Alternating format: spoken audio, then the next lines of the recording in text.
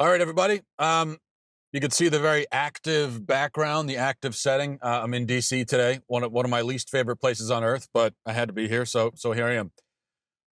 All right, the process is now complete. The Boy Scouts, maybe you heard the news yesterday. The Boy Scouts, a once proud and important organization, and an organization that used to help shape boys into men, is now dead. It had been dying for some time now, but it is. I think it's officially official.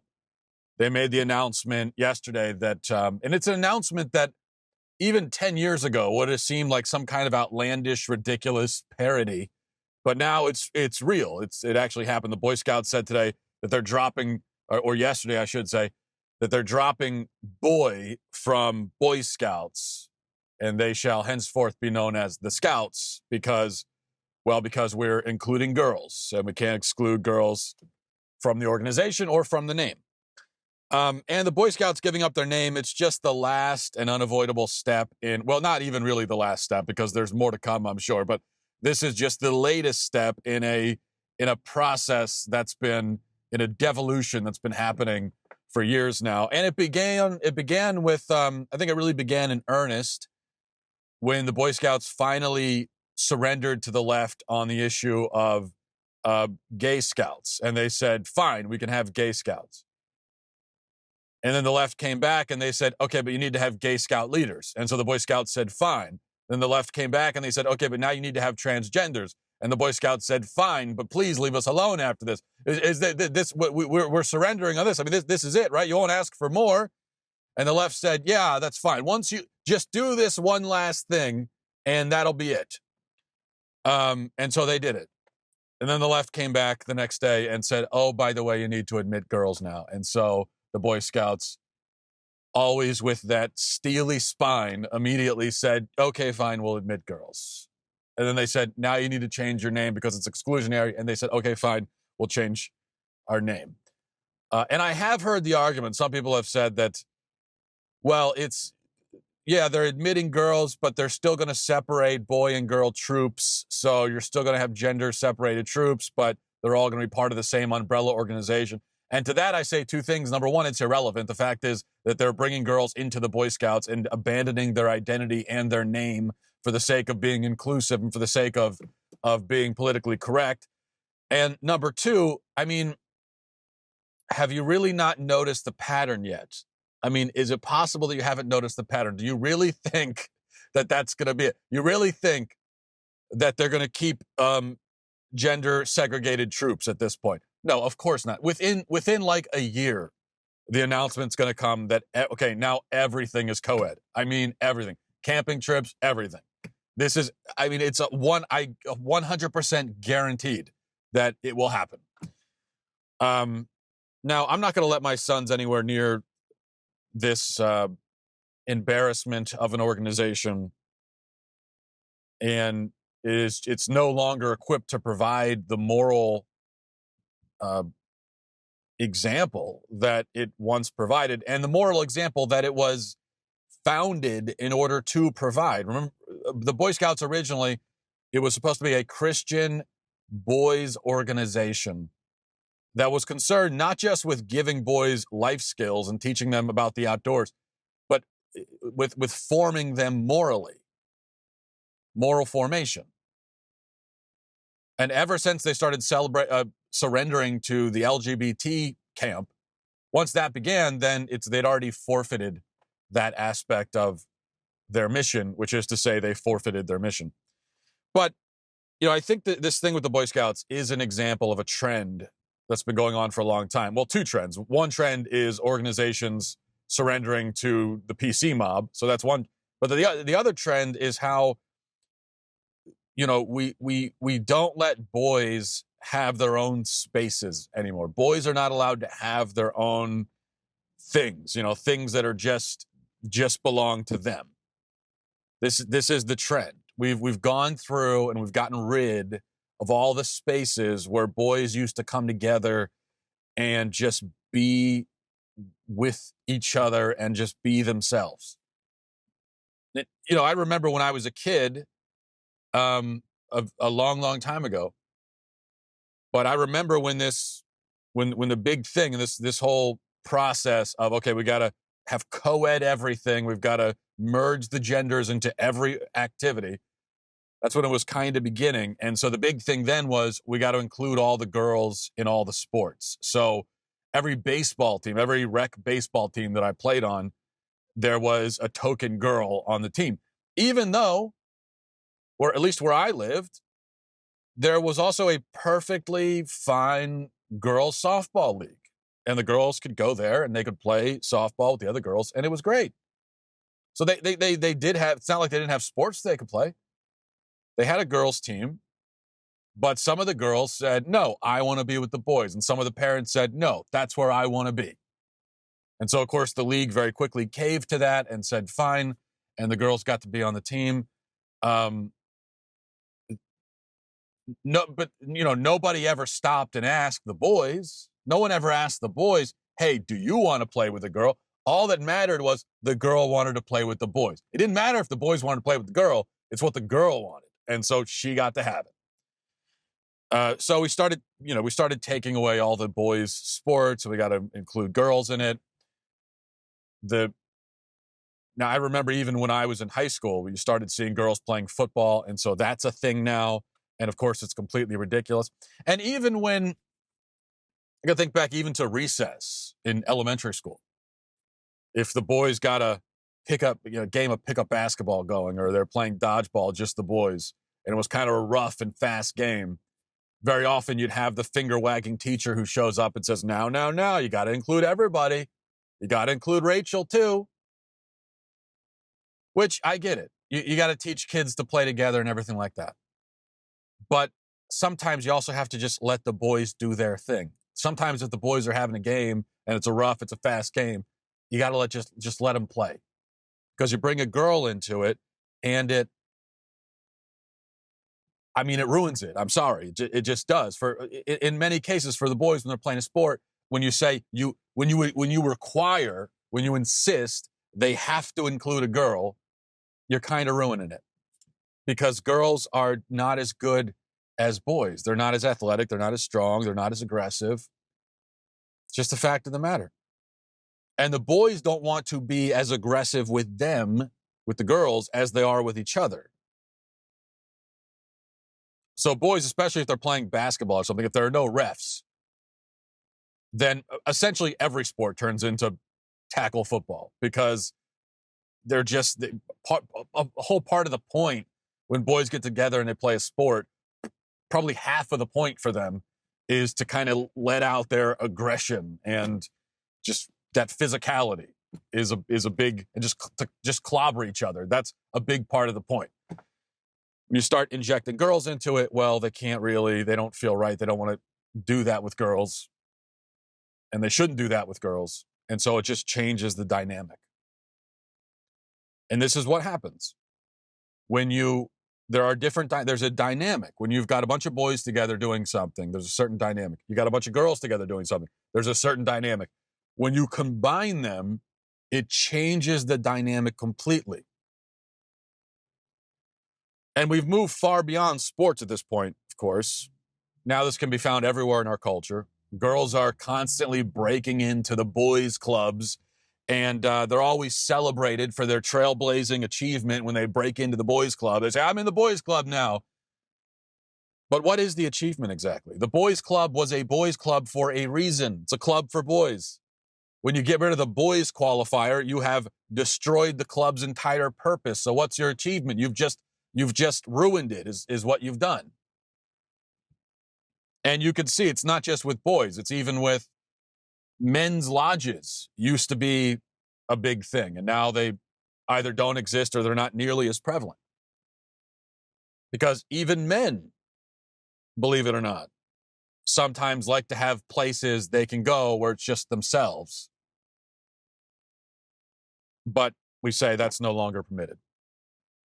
And yet, even as we get rid of all these boy spaces, these boy organizations, we haven't gotten rid of the need that men have and boys have for that kind of male bonding.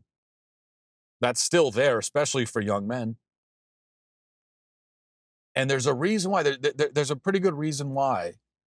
boys don't want to include girls in everything, not just with sports, but even if they're just hanging out or if they're in the woods or the Boy Scouts, sometimes they don't want to include the girls, even in that context.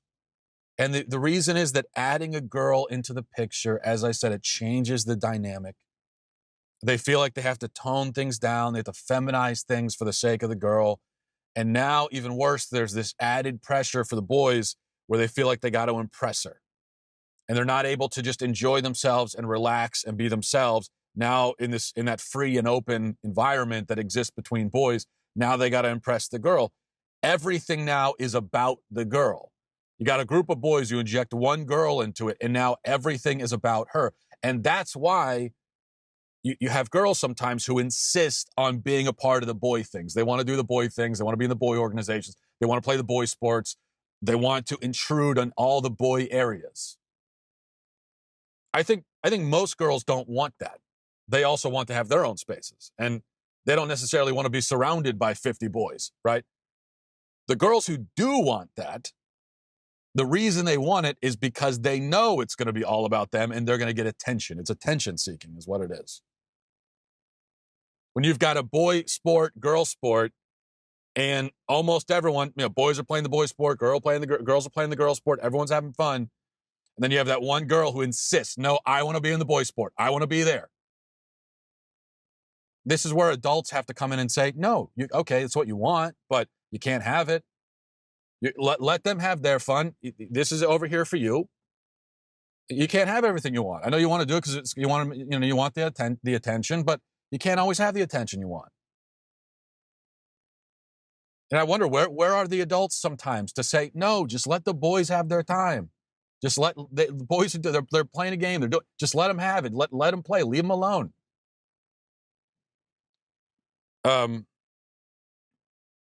So when the girl enters into the picture, then she becomes the kind of the focal point, especially when you got younger boys, teenage boys especially. The girl becomes the focal point because no matter how we think we live in this progressive enlightened age, but at the end of the day, the boys still see the girl as a girl and they will treat her like that. And that's just human nature. It's not ever going to change. I know, and it's not just girls too. Sometimes you hear women who will say, oh, I have a lot of guy friends, and when I'm hanging out with them, I'm just one of the guys. I'm just one of the guys. You hear that from women sometimes. And of course, you hear that and you think, you don't want to say it out loud. I will now, but when you hear it, you think to yourself, no, you're not. You're not actually one of the guys. Maybe they may have told you that they see you that way, but they don't. They're lying to you. You're not one of the guys, which is fine because you're a girl, and that's fantastic. But you're not one of the guys, just like they're not one of the girls. When you're hanging out with a group of guys, you're not one of them because you're not a guy. You don't have the same connection with the guys that they have with each other. You don't understand them the way that they understand each other. It's not the same bond. Now, if you marry one of those guys, then you will come to understand him and know him better than anyone else on earth, including himself. I have no doubt that my wife knows me better than anyone. She knows me better than I know myself half the time. And through him, I think you'll start to understand men generally. But just a single woman as a member of a group of guys, as just a friend, no, you don't have the same connection. You're not one of the guys, and it's just a different dynamic, which you might not realize because a woman is not going to observe the interaction between men unless she's a part of it, right?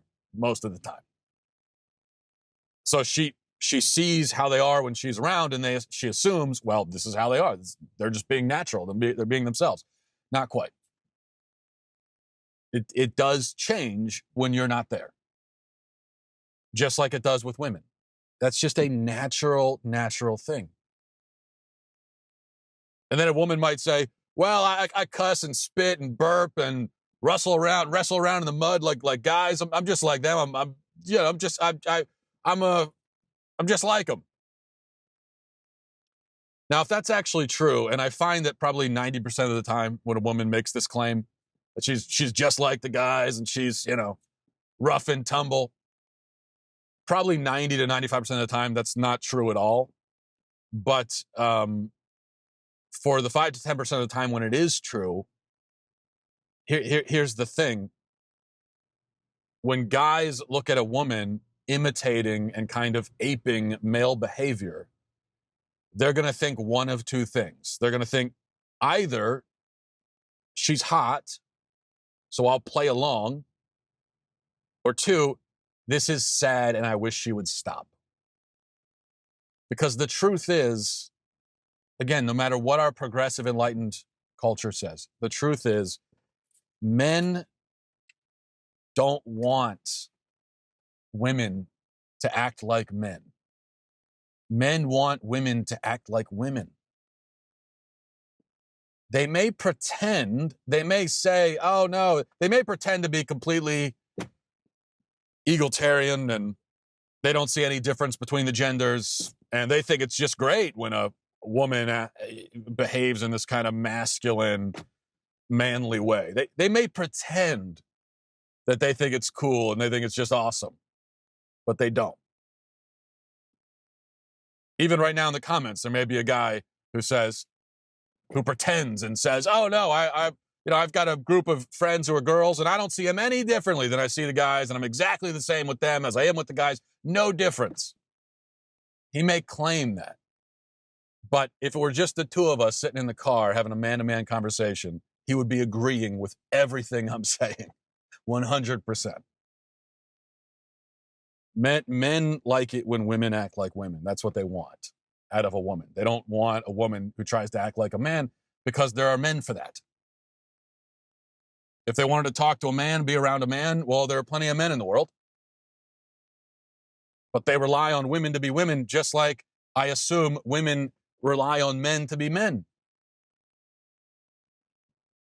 We have this idea nowadays that men and women are exactly the same. And so that's where we get this co-ed thing where everything has to be co-ed. Everything can be, we think that everything can be co-ed without losing anything in translation because we have this idea that men and women are exactly the same. And of course they are not. And from there, we get this idea that men and women can be friends with each other in exactly the same way. They can be friends with members of the same sex in exactly the same way that they're friends with members of the opposite sex, which also is not true. This is just something. It's like, so I think for my generation, a lot of us, we got this idea from TV because I know growing up in the 90s, a lot of the shows you watched on Nickelodeon or whatever else, this was a big thing they were pushing. And I feel like half of these shows, the main character would be like a preteen or teenage girl and her best friend in life is a boy. They're just partners in crime. There's no attraction there. They're just partners in crime, coming of age together, right? Girl and boy. What was that show? I don't remember that. What was the show on in the 90s that everyone watched? Where it was a girl and her best friend was a boy and he would climb on a ladder. He would climb through her window to come visit her. And the parents were totally cool. Oh, Clarissa Explains It All was the show. Now we're going to get into a whole 90s conversation. But that was the show that was one of the shows on Nickelodeon in the 90s. And the main character was this teenage girl, and her best friend was a boy, and they were just hanging out. And so we got into our head that this is how it works in real life, but it's not really how it works. Guaranteed, you got a teenage boy, and he's claiming that his best friend is a girl. He's attracted to her. 10 times out of 10. 100% guaranteed. Now, when you get married, then your spouse really does become your best friend, your partner for life, and you have the closest, most intimate bond, obviously, hopefully, with your spouse. But before you're married and you're single, generally your closest bonds are going to be with members of the same sex. Your best friend, if you're a girl, is going to be a girl. If it's a guy, it's going to be a guy. That's natural. That's just the way it goes. Because again, you just have a different connection with those people because you understand them, because they're just like you. And that's why it's so important to allow girls and boys to have their own spaces. Girls, too. I don't mean to leave them out. It's just that, number one, I'm not a girl, so I can't speak to that as much. Number two, I think girls are already allowed to have their own spaces. With one big exception, of course. We know that girls are not allowed to have their own locker rooms and bathrooms anymore, which is insane and dangerous. But even there, you notice that the price of entry for a boy, if he wants to get into the girl spaces, is he has to pretend that he is a girl. Whereas for the boys, no, girls can come in and there's no charade. They don't have to pretend they're a boy. It's just the boys are not allowed to have that. So girls need to have their own spaces too. Fortunately, I think they are allowed, for the most part, to have their own spaces. And also, boys generally don't have the desire or the urge to intrude into female spaces. If there are a bunch of girls sitting around having a conversation or doing something, most guys aren't going to say to themselves, oh, I got to go be a part of that. What they're more likely to say is, oh, okay, all the girls are contained over here. Let's go over here and do something else. So you don't find in guys this desire to be seen as one of the girls. You're not often going to find a guy bragging that I'm just one of the girls, just like him. Even in our enlightened age, if a guy went around saying that, he would be ridiculed, rightly so, by his male friends. Maybe that'll change as we become even more enlightened. But as of right now, that's how it goes, because it's natural. So